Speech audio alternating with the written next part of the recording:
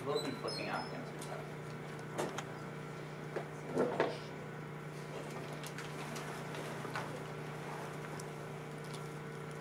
Let me know when you guys are ready. Liz, this is the same as the last AC, so you guys can do it.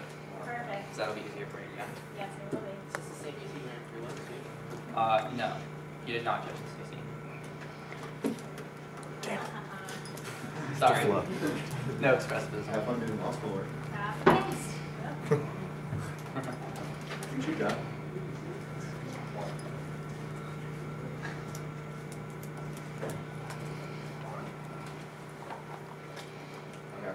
You guys are ready? Yeah. I affirm and value morality. The free dictionary defines individuals as a person distinguished from others by special quality. The special quality in terms of what the resolution dictates that people need to deprive of certain basic goods of necessity with theirs good, aid or not. This is a reasonable interpretation of the resolution because it does not force me to defend the portion given or have any obligations. Any philosophical claim must be grounded in conditions for the interjective validity of argumentation. Apel writes, we provide grounds for philosophy because we require the condition of the interjective validity of argumentative discourse rather than the condition of objectively valid knowledge. Argumentative discourse is unlimitable for those who wish to discuss anything by arguments, and since only those who can argue presupposed theories of argumentative discourse must be assumed ultimately irreducible for anyone who thinks and knows anything. The condition of the interjective validity of argumentative species that's methodologically prior to any transcendental deduction. Thus, discussing the truth of any particular philosophical claim presupposes the validity of the assumptions that allows for argumentation in the first place. The rejection of the validity of claims of argumentation is impossible. Apel 2. The ground of philosophy is possible to provide any claim to test knowledge. We reflect the validity of claims that cannot be contested without self-contradiction. So, logical demonstration of critical reduction and critiques of validity of claims presuppose understanding of the validity of claims of argumentation in advance of any verdict of negative skeptical arguments, both to start to understand what means to assert question and doubt something. Therefore, the only possible and contestable basis for making transcendental claims is the identification of the conditions necessary for valid argumentation. The validity of claims of argumentation necessarily normative because they define and make good, bad, valid, and invalid arguments. When I say that some argument is good or bad, justification is normative because it implies rejection or affirmation of the argument. The reason is the necessary for condition is assumed by argumentative discourse. That's the fact of reason, fundamental norm grounds ethical claims. Apel 3. That validity condition normal leads to the unity of theoretical practical reason distinction between this and they were reflected by consciousness lies in the overcoming solipsism that a single conscious subject is capable of valid thought crafting and sure linguistically embodied meanings with others as provides transcendental philosophical grounding of ethical norms as reflection on the normative conditions of the possibility of valid argumentation. The fact of reason is fundamental principle of ethics must be universally acknowledged, but thus reflection must concede that self-consciousness is mediated through the recognition of others, and this is the norm condition of all possibility thought is the fundamental norm generalized response for all validity claims and represent the always already acknowledged meta norm of and articulation of specific norms. Thus, human reason, the internal grounding condition of ethical norms, the fact of reason leads to the conclusion that the freedom of the will is the primary guiding principle of ethics known to unwilling infringement of the will because they would restrict self-legislative function of the will itself, creating a contradiction. Neuhauser writes, ethical standards of the moral subject without an internal grounding, nothing counts reason, which only Hegel finds a formulation of this in the will itself, legislative capacity, universalizability of the will's maximus is the fundamental condition of exercise of practical reason, because the fact that identify the will itself is the foundation of moral philosophy is the free will, the will is the free will, which is the ground of all right, and obligation to prove the will itself is the foundation of all right. Thus, arguments must link to the concept of the will in order to ground and interfering concept of ethics, and the will does not exist by itself, it's part of other world, because you cannot do wrong things to yourself or to no one. However, the free will conceived of abstractly and negatively, meaning the will and contain no to pursue any desires is not truly free. The abstract will is merely slave to impulses, actualized to define the moral will. The will is able to choose what it ought to desire. Smith. The will is the way the mind functions practical determination. The will is defined by an abstract for everything. If your will is left to pure right and everything goes however the will provides. Self-limitation needs to limits is not a contradiction of the will, but essential to a will implies a way of life which willing to take place and presuppose a community of wills whom we cannot choose to agree without. Is this plurality makes willing to transact between subjects so long as the will is arbitrary is not really free will. The arbitrary will be able to pursue impulses does not attain control. Moral freedom takes capacity to desire and reflect upon the things we ought to desire. Thus, this objective moral will is expressed through actions which transform the will to achieve the ends of the individual, the ends of the individual driven by that particular needs and desire of the welfare, meaning subjects have a moral right to pursue their welfare and their obligation to adopt the welfare of others as their end. Haman. In morality, freedom exists in the self-determining activity of the will itself. The right of the subjective will expresses itself through actions involving transformation to external reality in the form of the ends given by the subject's welfare. The subjects further recognize the other subjects have the same ends as he has, thus the welfare of others is also an essential entity. Moral action, deontology, for example, so is the right of the good, while utilitarianism so is the maximization of welfare. This is a conflict in the dialectic between conceptions, but an intention for my welfare cannot justify an action that is wrong, but welfare must not be sacrificed for right. The preservation of my life is precondition for having rights at all. If I were prohibited from infringing the rights of others to save my own life, I would be forfeiting all my rights. My freedom would be negated. Thus, the without welfare, without right, like justification, right without welfare is empty. The ultimate outcome is the good, the unity of the right and the welfare, because it fulfills universally realized freedom. Thus, morality creates an individual obligation to promote the good that defines what it fulfills the right and the welfare of the self and all others. However, at this point, that the individual is obligated to pursue the good, the content is empty. The individual can only give meaning to the good by submitting the particular will to the rational social institutions of the general will. Neuhauser 2. Considered an abstraction of the institutions of society, and moral subjects lack the resources to give content to the good, while socially taxed subjects might desire to realize the good. The absence of vision, the project to promote the freedom of all, they cannot know what action the good requires. Moral subjectivity fails because to satisfy the criteria for a fully self-determining will, because it cannot give its self-determinacy to its own concept. The doctrine of social freedom is that the solution arises in the rational social institutions charged with socializing members and being to realize the freedoms of moral subjectivity, providing social freedom that provides determining content of the good. Therefore, the individual will target content of good and so the extent of the general will is the embodiment of the individual will is necessary to actualize freedom of individuals in society, but adopt the ends of the general will is known to commence with the reservation of the condition necessary for the ends of the general will. Neuhauser 3. The state advised the moment of mediated unity, the relevant legislation is framed and executed in accordance with society steps to the good ways where the general will is given both determining content and real existence state incorporates atomism because it is essential with the particular individuals whose position provide diversion interest because the differences be incorporated into the state of concern state to create the particular wills of the individual citizens with the general by transforming citizens to the general will. They embrace the general will, they embrace the end of the state as their own by experiencing the rules of citizens and as their own self with the general will provide for the shared universal project carrying out which is an end in itself. Therefore, the standard is consistency with the advancement of the ends of the general will. I consent that the general will extend the welfare of all citizens, such creates an individual positive obligation to assist people in need first. The good of the general will encompasses the welfare of all, and therefore because individuals have an obligation to promote the good, they also possess positive moral obligation to assist people in need. Haman 2. The good encompasses the right of welfare of myself and others, and this constitutes the ultimate end of the will of relation to the individual, when the one of obligation, the individual has moral duty to promote good, including good of others, because morality represents the will's inner attitude towards itself, since individual participating in the universal will of unity exists among them. Therefore, the will of the individual has positive obligation to the will of others that gives rise to positive, not negative obligation, because the general will therefore is the embodiment of the practically free legislative will, and thus the general will is positive relationship between the will of the distinct individual, the obligation to promote the ends of others, and thus assist people in need is the most fundamental moral obligation, and, or second, the necessary consequence of membership of the moral community is acceptance of the general will as a shared duty and part of citizens, protect children, farmers, promote the welfare of fellow citizens. Haman 3. The state is an ethical constituted by the relationship among citizens. Citizens has duties to follow citizens when he violates an obligation imposed for the sake of another citizen, such as duty to rescue, because the wrong reasons the state and individual is a state exists only through the individuals imposed fulfilling one's duty towards the universal desire requires sacrifice particular interests instead. One attains protection of the rights and satisfaction of children needs when I perform my duties to obtain protection for myself and my fellow citizens. The victim doesn't fulfill my duty to the state. I fulfill a duty owed to the victim. The duty is a social one. The duty owed to other individuals was the community as a whole does. By submitting to the general will in form of rational state, individuals enter into a relationship with others that creates an obligation to assist other need. Finally, the state is the function of the state is to create the condition necessary for the fulfillment of individual freedom. The state therefore has an obligation to secure the welfare of members, however, citizens have a reciprocal duty to the state. They take the ends of the rational state, including the obligation to protect others. Haman 4. The state has a duty to secure the welfare of its members, preserving them from harm, but these services are rights inherent belonging to the community. Citizens are reciprocal duties to the state, particularly the citizens obligated to perform services necessary for common good with the state. When no officers of the state are present, the state acts with citizens. If citizens had no duty, then the state would fulfill its obligation undermining its ethical relationship with the citizens by virtue of the relationship. Citizens have a responsibility to assist state, which serves the purpose of security and well-being of citizens. The preservation of law and order must be brought in not of external state force, but of the activities of citizens themselves. Thus, individuals as members of a rational community constituted as the embodiment of the general will have an obligation to assist others in need.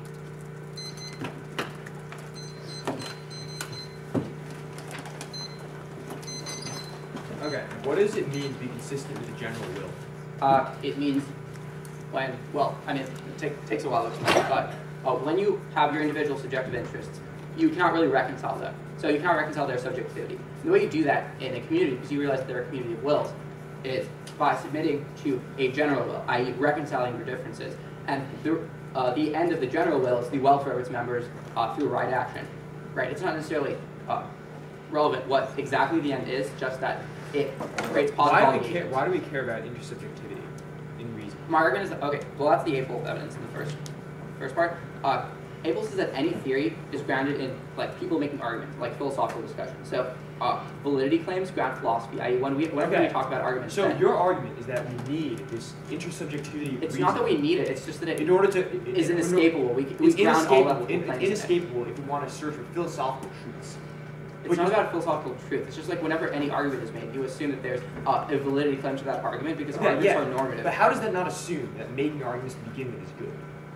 Like it's not about like my argument is that like that is already like an assumption that we going into like a round note, for example. Like any philosophical discussion that we're going to have or any arguments in terms of philosophy already make justifications that are normative. Or so you're talking about like you can like you're talking about reason in terms of like the logical structure of arguments, not reason in terms of like. Logical in terms of like validity claims, it's not like rationality, right? It's not like Kant's like reason or like rationality or anything. It is Hegel's conception, which is that it needs to be intersubjective because, for example, Kant says that, or Hegel says that we don't know other people's consciousness, so we don't know what they're individually willing. So Kant is wrong in that instance. Hegel says that it has to be intersubjective because that's the only way we can reconcile different people's interests. Okay, sure. How do I win terms to the standard? You can provide the general will would mandate some other end that is not a positive obligation. That could be more important. Can you define the general will? Sure, like the state or rational social institutions, but don't get it confused with like anything the government does is good.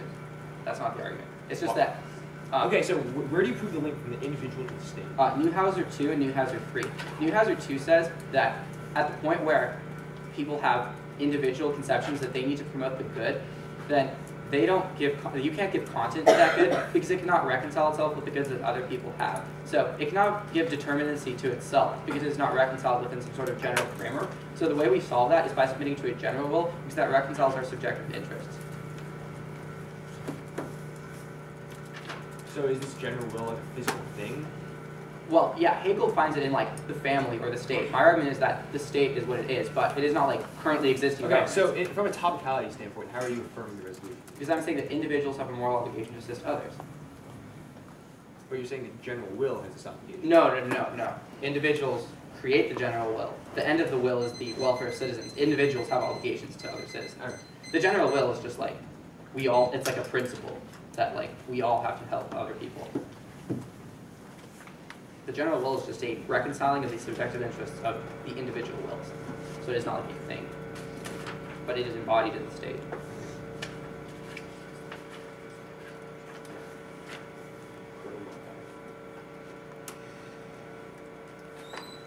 What does Hammond 2 say? Hammond 2. Oh, on the contention, right. Okay, so it says that there's a positive unity between the wills of other individuals within communities because our wills depend upon, or our ends, or the ends that we set from our will, depend upon other people respecting them and other people following them because that's how the community functions. So the fact that there's a positive unity between the ends of the individuals, since now there's the general will, we don't have individual wills. Okay, Hammond 3, sorry. Oh, Hammond 3. Okay, so there's a reciprocal relationship between the individual and the state. You need to secure this function, or like the function and this help of the state in order to realize your ends in certain instances. So you have obligations to others who have also submitted to that because the state sets as its ends the welfare of all of those citizens because it is a community.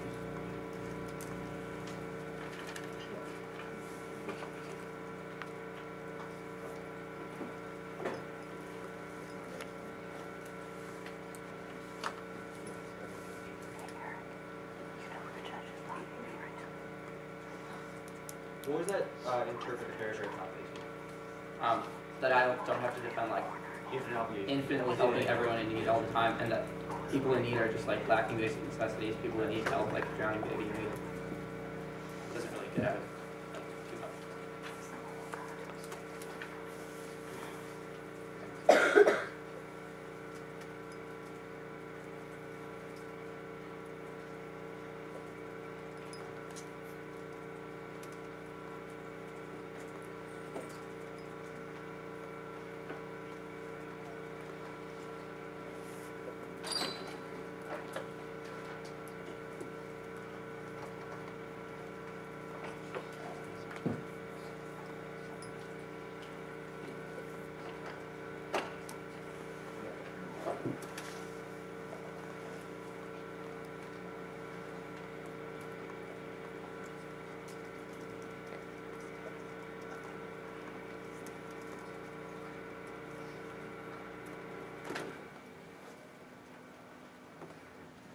What does Smith and Hammond 1 say?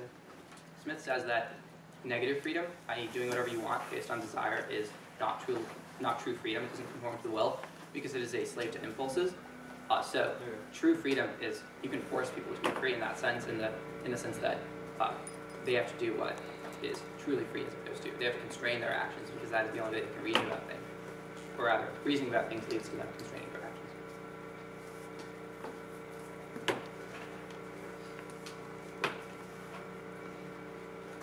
So if I prove that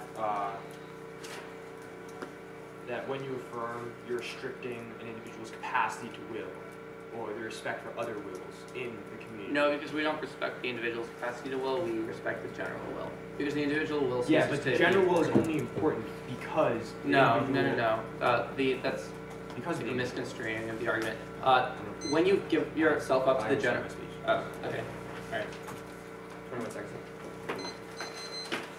That's easy.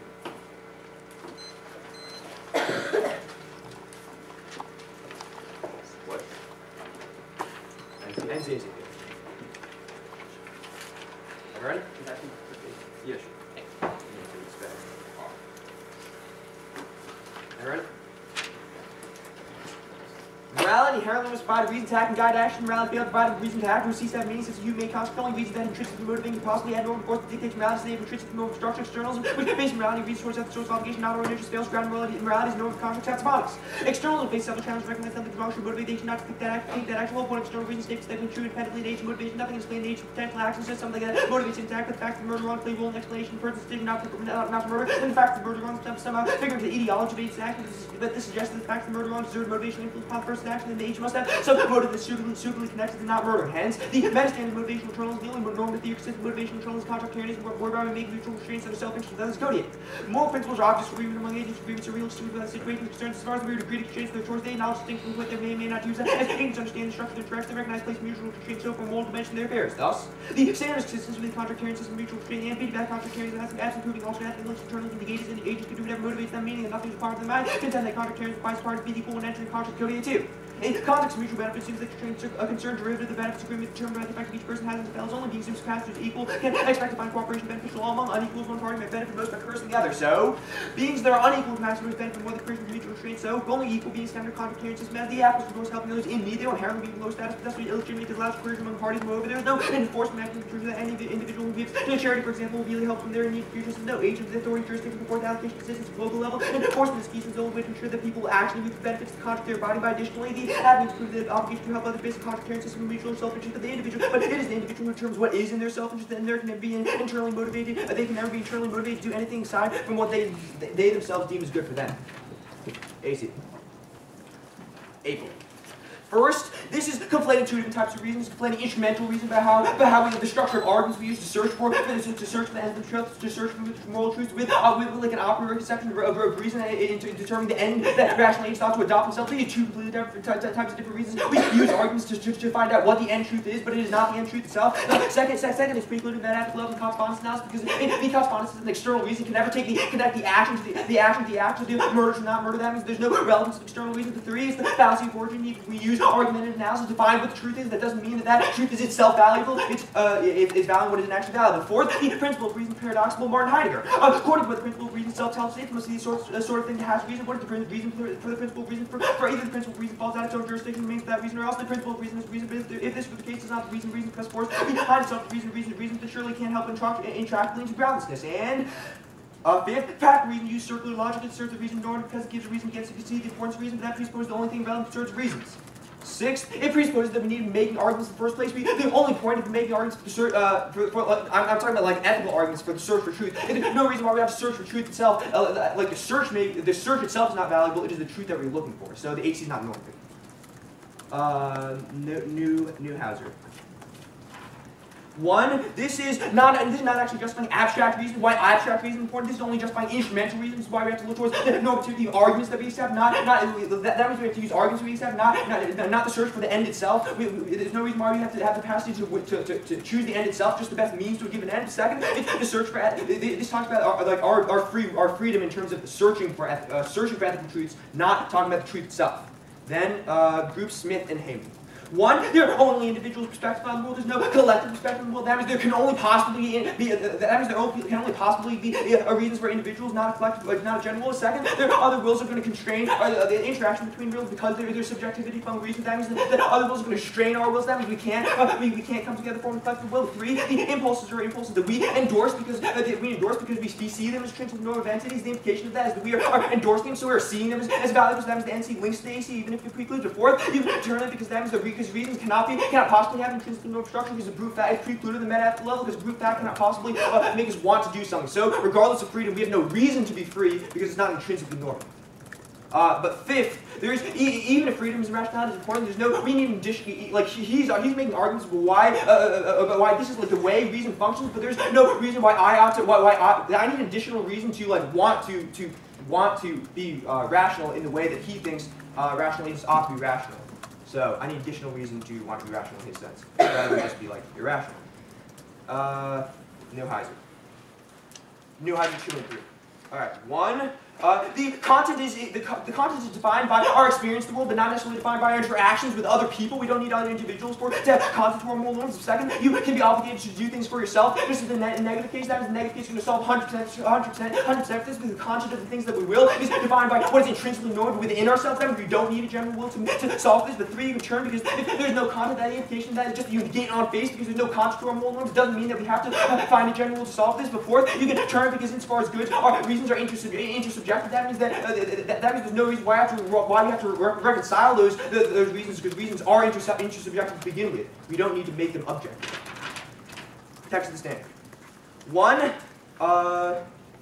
Okay, 1, this presupposes that an individual is adopting an intersubjective end to begin with. There's no reason why we ought to be adopting an end to begin with in order to adopt a general will. But 2nd, reason is only good, but 2nd, there's no link with the potential level of evidence, because the potential evidence is talking about, scratch that. 2nd, this is just talking about a general will in a society that we are. That means that it's not actually affirming the resolution, because affirming is absent context. That means that the implication of the AC is only that we have an obligation to help those who are in our community, not like helping people in general. Contention. On Hyman 2. First, okay.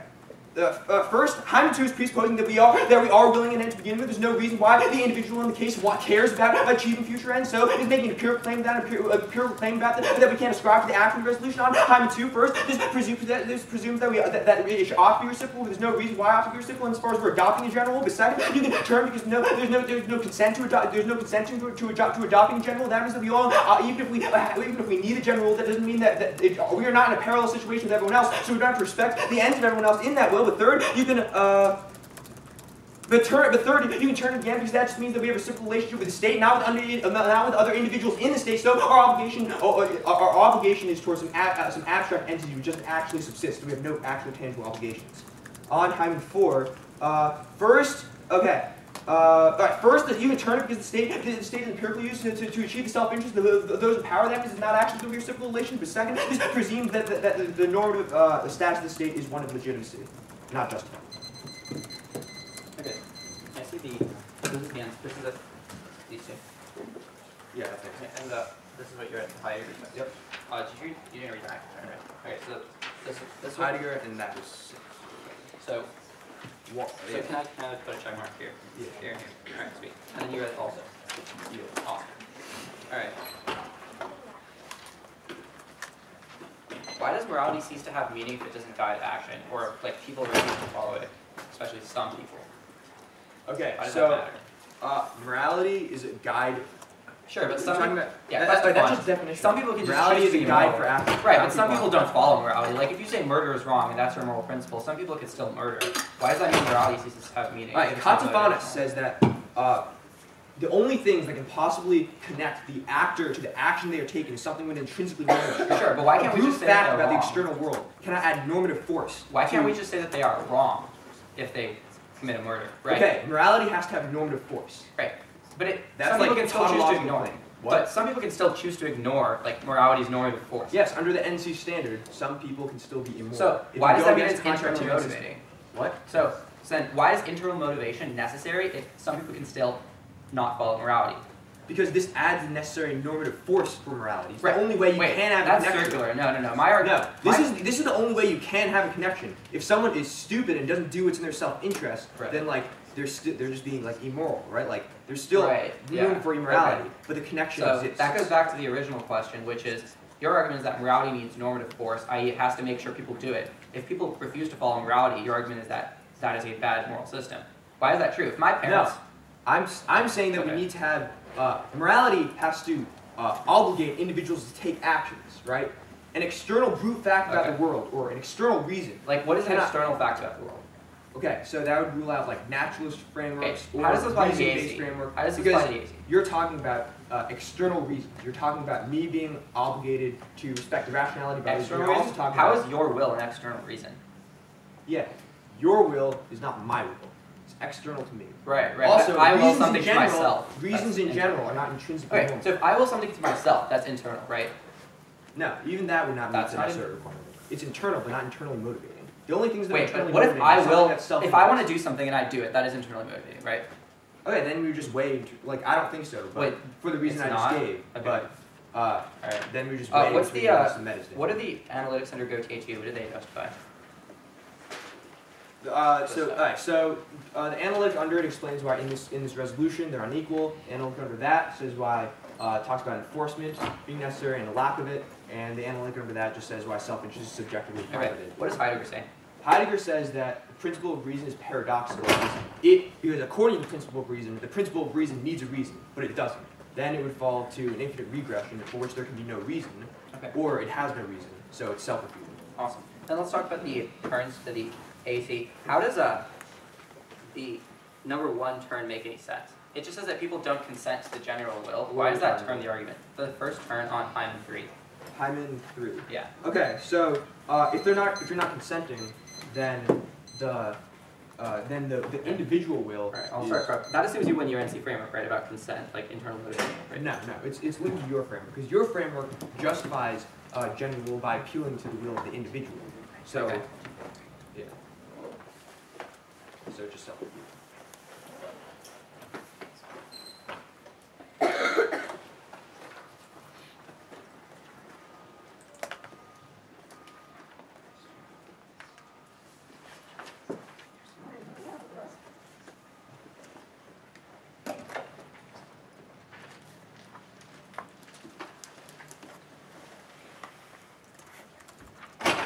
What's the number 1 on Smith? Smith. There are only individual perspectives in the world. Okay. No. All right. And the number 3. Number 3 is that we endorse our impulses, so the NC does link to the AC. Okay.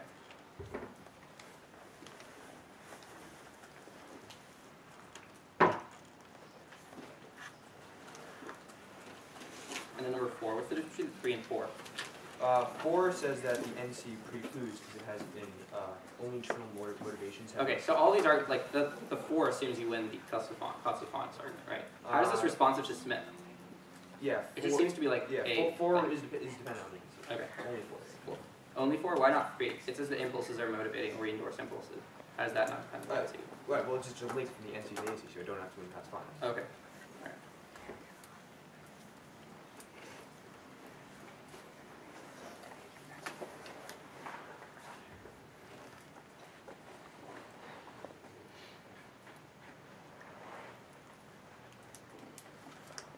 Where's the number 1 on Newhouser 2? I said the content is provided just by things in the external world, not necessarily other interactions with people. Okay. How does that consistent with motivational internalism when reasons are provided by the external world? How does that equal motivational internalism? I'm just saying we can't have content that way. We don't need to. Okay. How does that make sense? That's how we can have content. So we can have content We don't through external need to reasons, have- but it would not obligate us. No, it's not a link to the NC standard. Okay, If I lose, cool. yeah. Just like the AC standard is not in the force.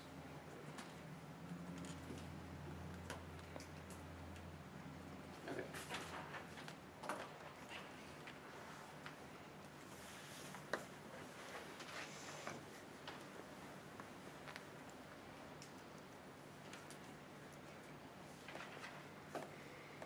What's the number 5 on April? On what? April. Oh, April. AC. That was I think that was Heidegger. Heidegger. No, that's the number 4. There were 6, right? Yeah. Yeah. So,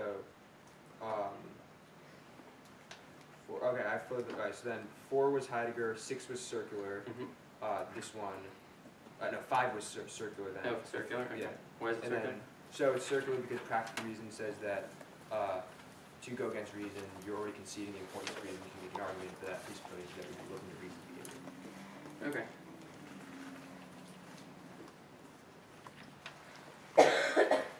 Alright, 27. So, the order is going to be off of the AC on April, then NC when we finish with the April argument, then back to the AC below April after we've done the NC. I'll signpost that, so to be clear. Everyone ready? Awesome.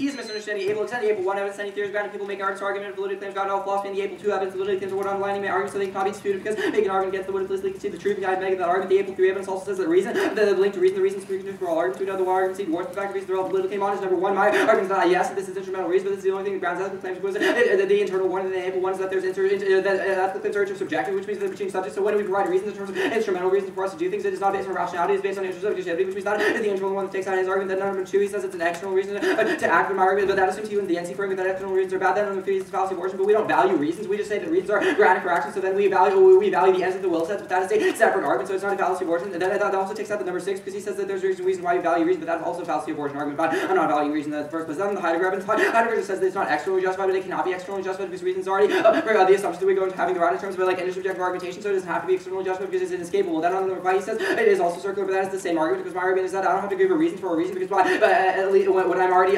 when we already established that there's an assumption of reason when we go into ground. Then on so the implications of this takes out the motivational internals right because motivational internals is linking into conception of reason about intersubjectivity. Then I go to the NC first. On the cost of harness argument, one, this is false just because the rule is not false. Doesn't mean it doesn't apply. For example, if there's a rule to not kill, if somebody does, decides to kill, that doesn't mean morality just makes sense because that begs the question of whether or not the fact that people have desires is sufficient for them to make moral claims. So, for second of all, my AC conception of freedom is that you can force people to be free. I.e., you can say that moral freedom needs to constrain your actions rather than be motivating for you. Just because you want to do something, it doesn't mean that is moral. That is directly in direct opposition with the Smith evidence on the AC, but we'll get to that later. Then on Gautier. Okay, on the contention. First. Altruism makes us happy. Nicholas Kristoff writes, our brains impel them towards virtuous researchers found that generosity isn't always a sacrifice, set off and exhilarates. So one set of experiments at the University of Oregon involved young women hooked up to brain scans that they were presented with modest amounts of money. Their pleasures let them split up one day, give money away on the basis of latest brain research as well as practical experience. Less of profound truth, altruism, and generosity are hedonistic pleasures. So he should probably agree with his dad because I don't know, his dad's kind of cool. Then also Gautier still respects unequal bargaining positions. Valentine. Gautier takes the parties to a given for a given society, given time to include only those currently members of society whose cooperation would benefit at least some other currently members of society. Gautier believes it takes the hard line that animals, children, and civilians table don't provide any benefit, but their protection of those too weak to suffer benefits is negotiated to be included in the scope of morality only to the extent that they benefit the people that care about them. For example, parents care about their children. That still means that even if there are unequal bargaining positions, they can still be part of the agreement or be part of our positive obligations to them. So this answers that from the warning Gautier to that on the enforcement argument. The enforcement arguments don't make any sense because my argument is that I'm not defending solvency. That also begs the question of whether you would the Gautier and then go to the AC on Newhouser. So. Extend Newhouser, the fact of reasoning means the freedom of the will is primary guiding principle. X no will the unfreedom of will because it restricts self-legislation a function of the will itself. He says the number 1 is that it's not an abstract reason, but that is not related to the will. It's not about reasons, it's about the will. Then on the number 2, he says that freedom, you need to have freedom. We're not necessarily looking for a truth claim or it's like a fallacy of origin argument. That makes no sense. My argument is that you cannot. The will is the only link to reason. Then go to Smith. Extend at this stage, then we have negative freedom is not free because it's a slave to your desires, not free to choose ways to constrain itself. You must choose to constrain yourself because that's the will is true to be. He says number 1, we have individual perspective. My argument that is non-responsive. My argument is willing to reconcile our individual interests. This also takes out the internal because my argument is you can force people to be free. Then on the number 2 he says there are other wills. My argument is that yeah, that's the point, they constrain us. Then on the number 3 he says it's impulses motivating. That assumes he wins the NC. Then on the number 4 that also assumes he wins the NC. Then on the number 5 he says we need to want to do this. But also my argument is we can force people to be free, so it's irrelevant. Then go to Heyman and says that the moral will is spread through actions which transform the will. Here the individual and Newhouser extend because the true extent individuals can argue being good absence of sufficient general because they cannot have ability or anything. His number 1 is that consciousness is defined by explosion. My argument is that the internal one is that subjectivity cannot get conscious to its own good because it cannot reconcile its interests. So we need to reconcile its interests. He says that it's unique. This also takes out number 3 and 4 because it doesn't mean you negate that. Number 2, even if there's an obligation to yourself, that doesn't matter. My argument is that you have an obligation to other people because of the Newhouser 2 evidence. That extends the standard his standard says we prove presupposed adopting because that assumes he wins his framing. Then his general will is absent cause. My argument is that there's no reason why I prove universal obligation. Go to contention. Extend the Heyman 4 evidence that the state gives you a great condition necessary for fulfilling individual freedom. So if it has an obligation to serve well with this. On the number the terms on the case are not actually terms. He says that there's no consent. That assumes he's winning the NCD. Number 2, turning from the Heyman 3 evidence doesn't matter because my argument is that I'm conceding that there's no reciprocal relationship. That doesn't mean it's like a turn. Then on the other turn about empirically denied. My argument is it's not about the state actually having legitimacy. It's about us saying that in an ideal world we don't have general will legitimacy. Can I see your response to the consequences? Yeah. Well, wait, I didn't read any of it. So what were they? So, sure. The first response is to cost of honest is that we have, is it false because rules don't depend on people being motivated to follow them? For example, if you say murder is wrong and 1 person out of 1,000,000 just disagrees and decides to kill someone, that doesn't mean that morality is going to make sense. And your second? The number 2. You don't want me to, I can give it to you. No, it's fine. Okay. Alright. So, we'll be starting on the NC, then AC. All right? NCAC. Yeah, NC AC. All ready? Extend the consequence analysis that the only way to connect the action, the murder to non-murder is by having some sort of intrinsic no obstruction that appealing to the motive, internal motivation of the agent in question. This is the first response to the next question of why we ought to prevent something happening. My argument that morality has to have normative force, other business no reason to follow the dictates of morality. But second, he's presupposing that the external reasons can have normative force or can obligate an individual to do this. There's no reason why the one person who is the murderer would have a reason not to do the murder unless it is something that appeals to internal motivation. So he's using the circular logic there. His second argument is that freedom we can force people to adhere to them. My argument is that external motivation we can't like internally I can't have a reason to abide by your external force on me because it's not internally motivating. It's still exerting external force on me. So that's not going to solve backwards. So, then contention. Extend the Godin analysis that the only thing that motivates internal motivation is whereby I make conscious of mutual restraint and self-interest. Then Godin 2 analysis that they only have consciousness by having the party being equal within the creation of consciousness. Otherwise the greater party could coerce the small problem. His terms are not going to be responsible at all because first, my contention is always going to have before his analysis because his argument states that substance of the contract we gave would be net beneficial. My argument says it's illegitimate to enter the substance of the contract to begin with. And second, my contention is detail necessary conditions for both parties to have assurances that the self-interest will be maximized by the contract, even if he's reading empirical evidence that self-interest is usually achieved when he says people need that to give self-interest rational agents assurances that self-interest will actually definitely be achieved. And Godin 2 specifically is going to preclude it because one, Godin 2 says that two parties not having equal footing, then one is always has the power to curse the other whether or not the coercion is exercised the relevance the power relation is already attained to the relation. The second, Godin 2 says that we have an unequal power relation. There's no reason for the party that is more powerful to agree to restrain their self-interest action because they can better achieve their self-interest by using that power to coerce the other. So even if he's saying that by assisting the other, like it like helps us with like our brain study, with like our our brains or whatever, there's the person in power still has no reason to believe that they ought to constrain their actions by this. Then on the Christoph analysis. Okay.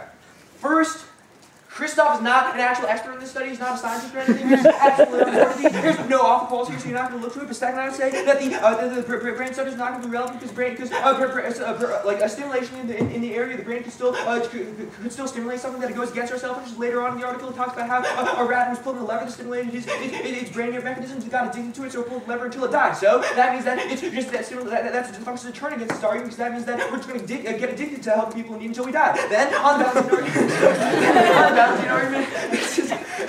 balancing argument, this is just presupposing that the contract that we make is going to maximize self-interest. The second, I'd say that any particular action that we make is not going to actually guarantee. We have no reason to believe that any particular action that we make, the other person would reciprocate to us, even if this general principle, if it were enforced or if we knew they were, would be not beneficial. AC. Extend the Heidegger definition for the principle of reason is entirely paradoxical because the principle of reason itself says that it is the type of thing that has to have a reason. This is going to be extreme problematic for him. He says it doesn't have to have an external reason because it is inescapable. My argument that it is escapable because the thing that escapes it is the principle of reason. That means that it is self-contradictory. It is literally contradictory. You cannot use the principle of reason. But second, I would argue that my analyzing the cost of the principle of reason as far as the principle of reason is the type of thing that itself says should apply to itself. That means that when we apply the principle of reason to itself, it leads to a logical contradiction. So, it's paradoxical. So reason goes away. Then extend then go to the first argument. Extend the first argument to get the equal evidence, which is that it's equivalent to two different types of reason, asymmetric reason, and the ability to find that itself. Or we can still use augmented analysis, without looking towards valuing the ability to use that analysis. His response is he says that he's valuing asymmetric reason, but he's conflating two different types of reasons. He's trying to the step that's illegitimate here is the step from saying that instrumental reason is normed by arguments make sense to the step that we have to value what we will, choosing the end itself. So the difference between choosing the end